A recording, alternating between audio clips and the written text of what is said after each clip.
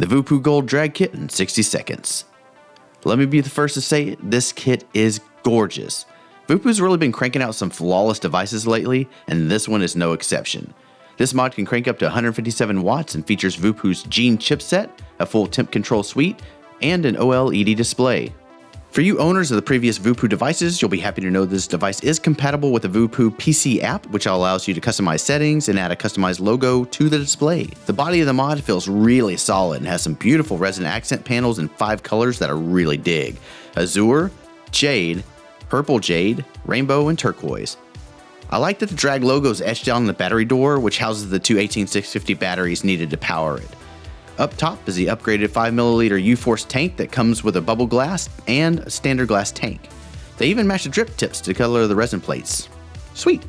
All in all, this is an incredibly well-built device with a great tank, and let's be honest, it's all about the gold. And you can get yours today at VapeWild.com.